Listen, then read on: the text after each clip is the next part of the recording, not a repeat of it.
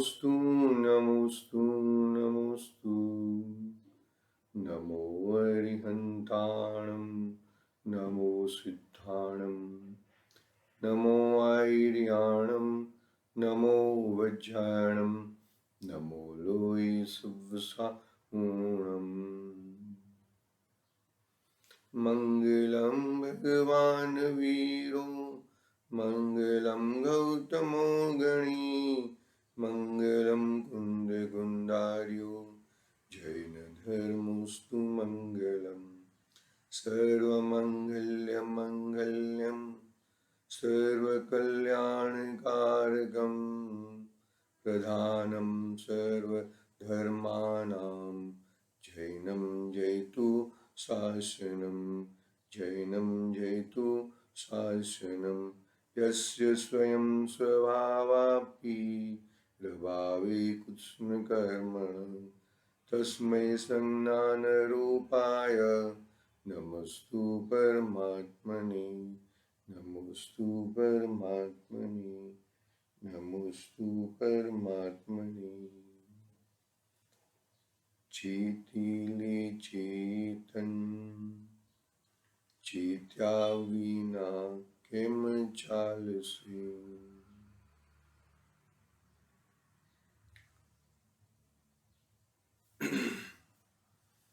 महान सामर्थ्य आचार्य देव पूज्यपाद स्वामी का ये महान ग्रंथ इष्टोपदेश, उसके ऊपर अपना स्वाध्याय चल रहा है।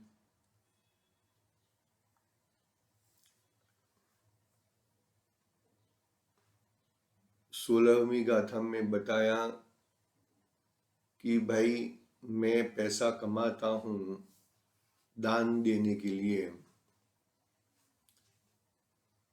मैं उससे दान दूंगा। देव पूजा गुरु उपासती, लास्ट में दान है ना 6 आवश्यक में, तो मैं दान देने के लिए मैं पैसा कमाता हूं।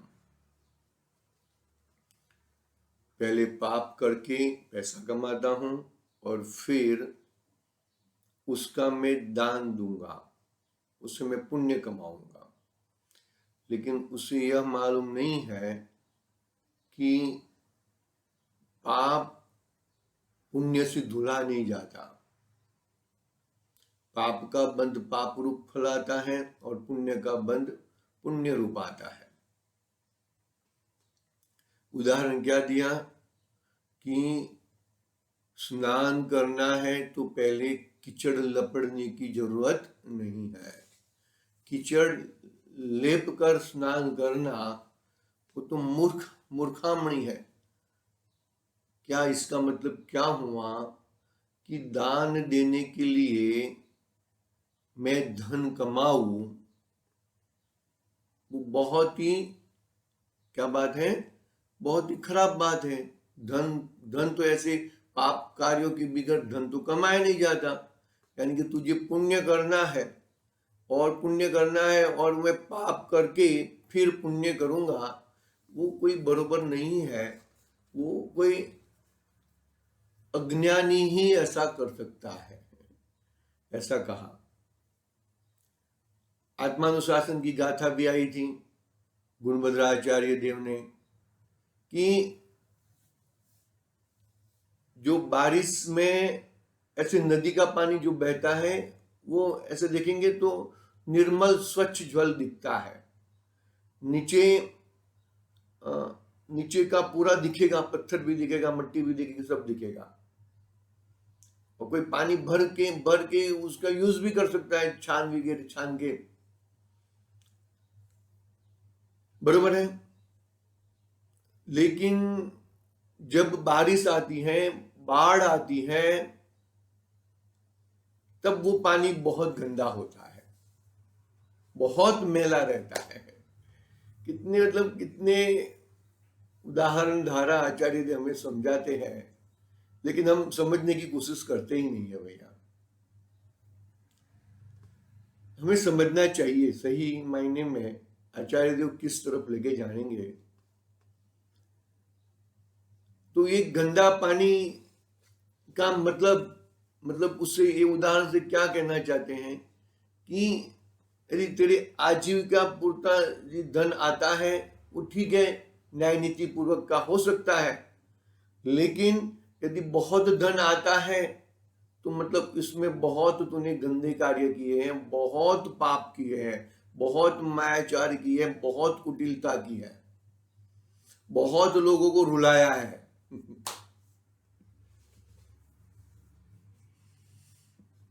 समझना भाई बात को जरा। तो क्या बात हुई? बात अपनी ये हुई कि भाई बहुत ज्यादा धन कमाते हो तो वो बहुत पाप कार्यों से ही धन की प्राप्ति होती है, तो ऐसा धन कमा के क्या फायदा। यहां तक अपनी 16वीं गाथा पूरी हुई थी, कल हो गई थी, परसों हो गई थी, थोड़ा रिवीजन किया।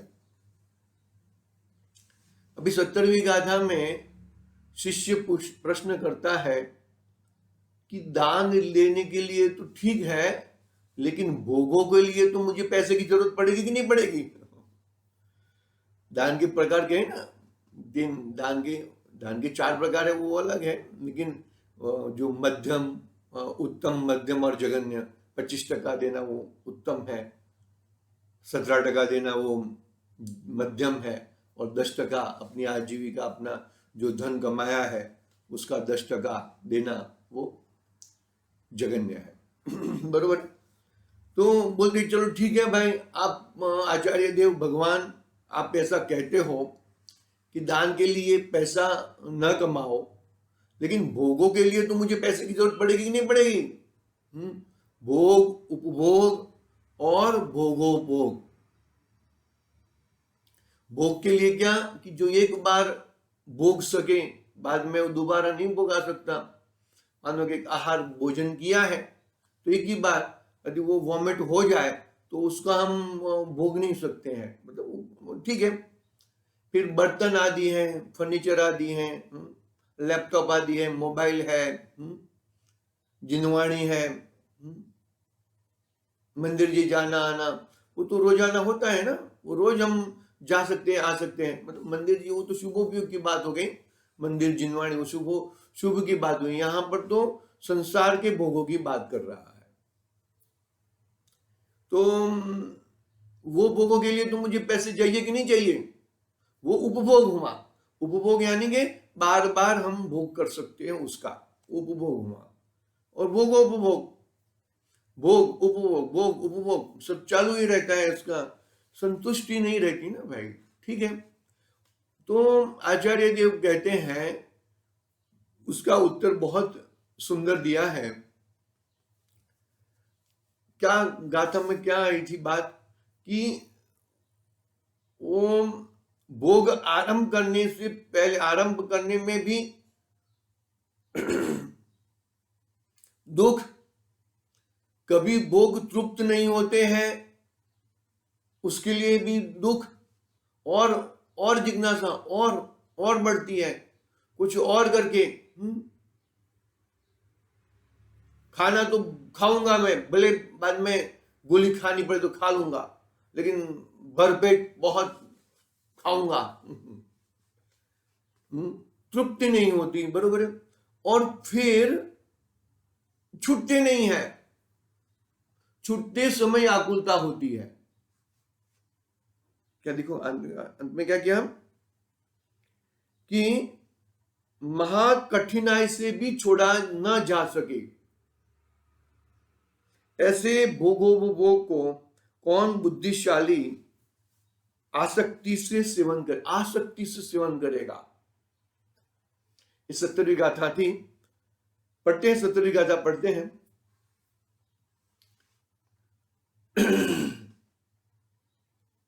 तीन बात बताई, आरंभ में भी दुख, तृप्ति नहीं होती उसके लिए भी दुख, और छूटने, डॉक्टर ने कहा है डायबिटीज हो गई है, शक्कर नहीं खानी है, चावल नहीं खाने हैं, अटैक है, घी नहीं खाना है, डायबिटीज में भी घी तेल कम करा देते हैं, और मेरे को तो इसके बगैर चलता ही नहीं है।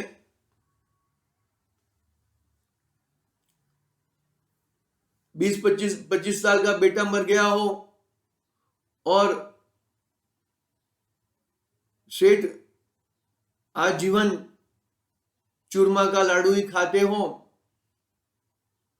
तो उनको रोटी जमती नहीं है, भले लड़का मर गया है तो भी छूटती नहीं है भैया, बहुत कठिनाई से भी छूटती नहीं है।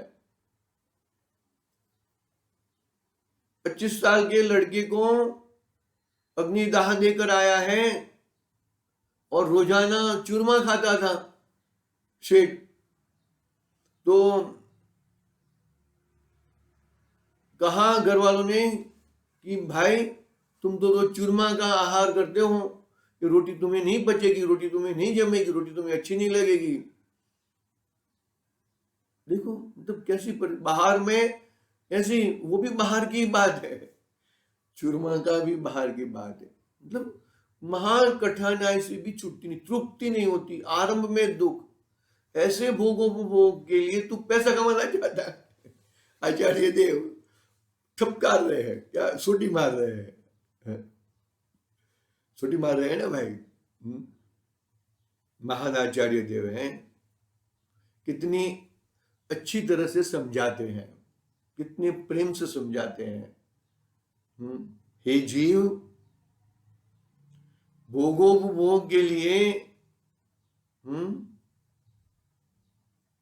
पैसे कमाना कौन सी उचित बात है, कौन सी उचित बात है। इंद्रिया और मन द्वारा भोगोपभोग होते हैं ना,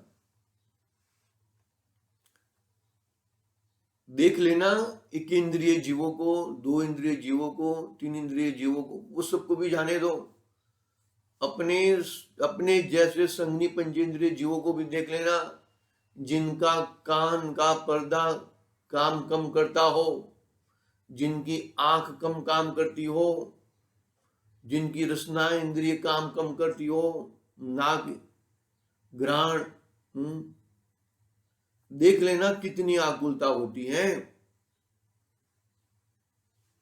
तो इंद्रियों के भोग से, इंद्रियों से भोगना कहां तक उचित है।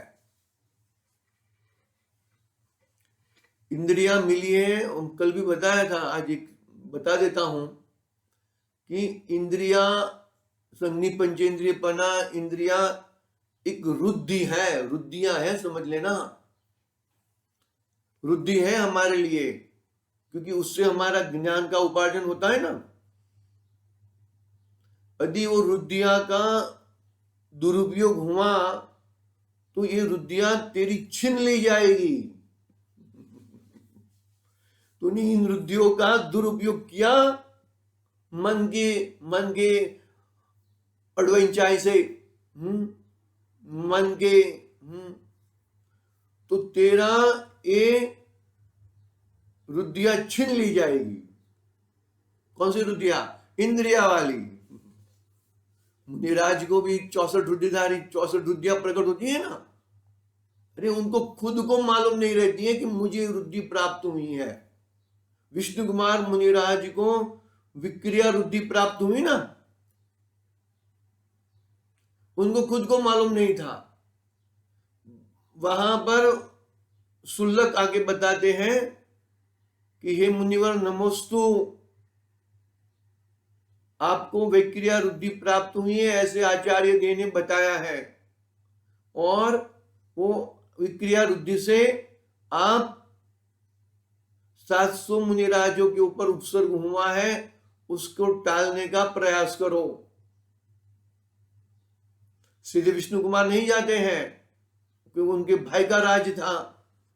सीधे पहले अपने भाई के पास जाते हैं कि ये तेरे राज में क्या हो रहा है, ये क्या कर रहा है, तू जैन धर्मी होके ऐसा कर रहा है। फिर बोला कि ऐसा ऐसा हो गया है भाई, आप ही बचाओ कैसा भी करके, मैं तो क्या करूं, मैं तो फंस गया हूं। क्या बोलते उसको, 7 दिन का वो नियम दिया, नियम क्या उसको बोलते हैं, वचन, वचन के बद्ध रहते हैं।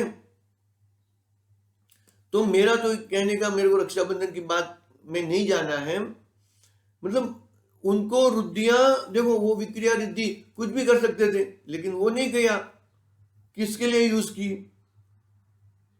तो ऐसे ही हम इंद्रिया हम दुरुपयोग करेंगे तो इंद्रिया हमारी छीन ली जाएगी, कम इंद्रिया वाले हो जाएंगे।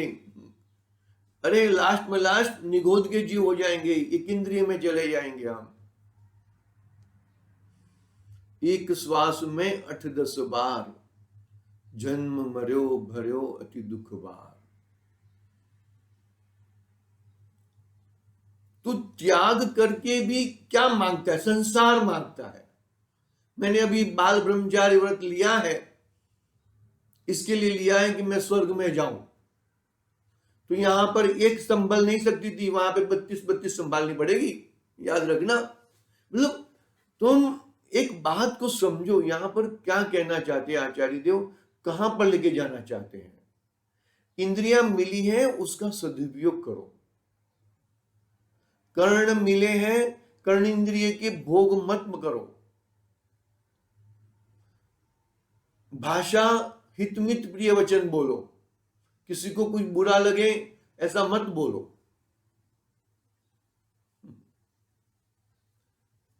समझना भाई, बहुत ही मतलब मार्मिक बातें हैं, बहुत ही सुंदर बातें हैं।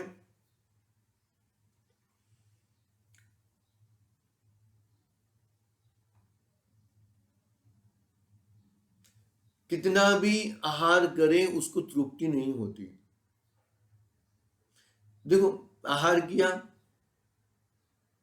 अंदर जठर में गया, अंदर जठराग्नि एक रहती है, वो पूरे खाने को जला देती है, वापिस संतुष्टि होती ही नहीं है, उसको तृप्ति होती नहीं। और भी वो कि एकासनी आदि किया हो ना तो और ठोस ठोस के खाता है, फिर भले वॉमिट हो जाए। संतुष्टि नहीं है, आसक्ति बहुत है।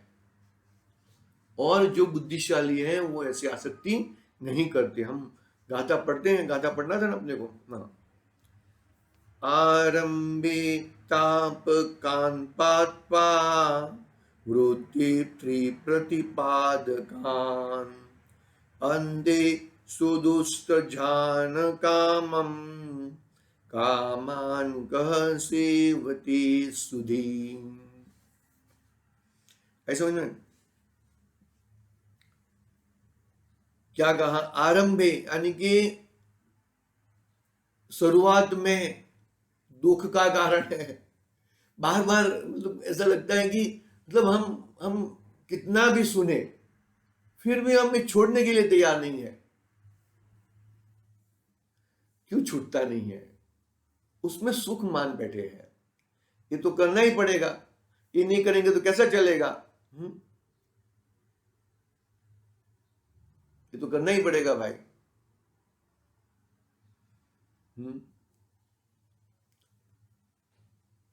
कैसे करें, कैसे अभी बताएंगे। 18वीं गाथा से अध्यात्म की बात चालू होगी भाई। अभी तक तो दुखों की बात की है। पढ़ते हम, टीका पढ़ते हैं। बात समझ में आ रही है कि नहीं आ रही है? हाजी कि ना जी? भोगों के लिए पैसे कमाने की कोई आवश्यकता नहीं है। जैसे दान देने के लिए भी आवश्यकता, दान देने के लिए पैसे कमाने की आवश्यकता नहीं है, ऐसे भोगों के लिए भी। क्योंकि क्या बताए, चलो आगे आगे बोलते हैं, पढ़ते हैं। वो तो यहाँ पर ही बताएंगे, आचार्य देवी बताएंगे और टीकाकार बताएंगे। देखो टीका पढ़ते हैं, पहले अनुवाद एक बार पढ़ लेता हूं। आरंभ में संताप करने वाले, प्राप्त होने से पर अतृप्ति करने वाले और अंत में महाकठिनाई से छोड़ा न जा सके, ऐसे भोगोपभोग को कौन बुद्धिशाली आसक्ति से सेवन करेगा? कौन बुद्धिशाली आसक्ति से सेवन करेगा? कोई नहीं करेगा। क्यों नहीं करेगा? कि दुख दिख रहा है, शुरुआत में दुख दिख रही है, तृप्ति नहीं होती है, छोड़ने समय बहुत तकलीफ होती है। आदि में, मध्य में और अंत में जहां पे दुख ही दुख दिखता हो, वहां पर हम कैसे उसको, वो भोगों को भोग सके, वो भोगों, और वो भोगों के लिए और पाप करे पैसे कमाने का, करते ही है ना भाई। हम भी इसमें से अछूते नहीं है भाई। तो जिनवाणी का रसोस्वादन रुचि है, इसके लिए बात आती है।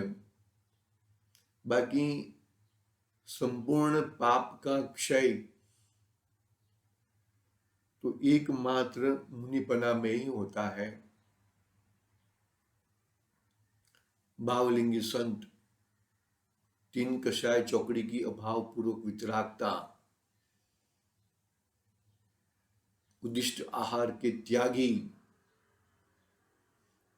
वो तो सब बाहर की और अंतरंग में स्वरूप संवेदन, स्वरूप का वेदन, स्वालंबन। बात आएगी, आगे बात आएगी।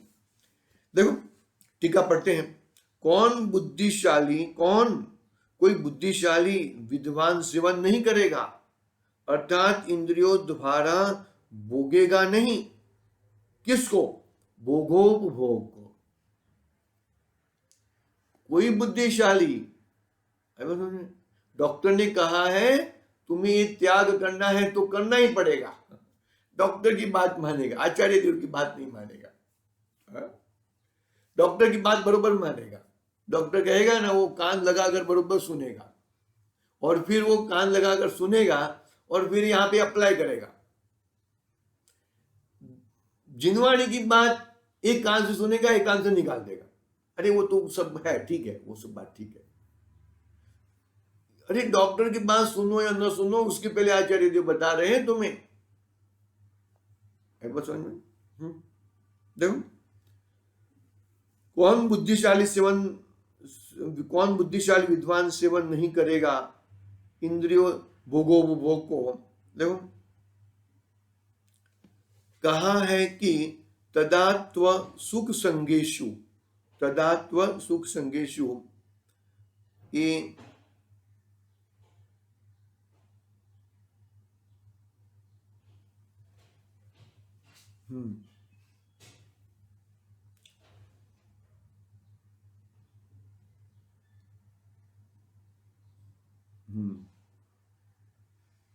हाँ देखो, उन सुख नाम से पहचाने जाने वाले भोगों में अज्ञानी हे उपादेय का विवेक नहीं करने वाला अनुराग करता है, परंतु परीक्षा प्रधान जन भली भांति परीक्षा करके हित का अनुसरण करते हैं। परीक्षा प्रधानी बनना, परीक्षा करके स्वानुभव करना। हम कहते हैं उसके लिए तो वो मत करना।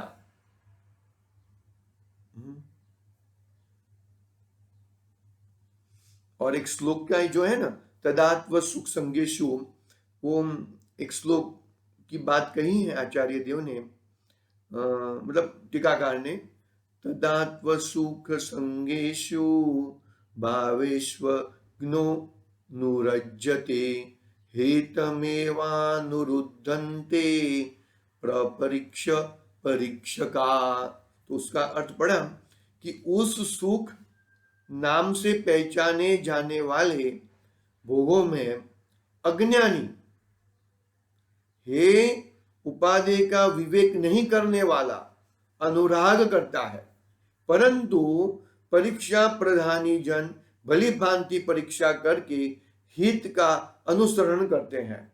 जिससे हित हो उसका ही अनुसरण करते हैं। जिसको मालूम पड़ गया है, जिसको अपनी बात समझ में आ गई है, ऐसे जन बरोबर हित का अनुसरण करते हैं।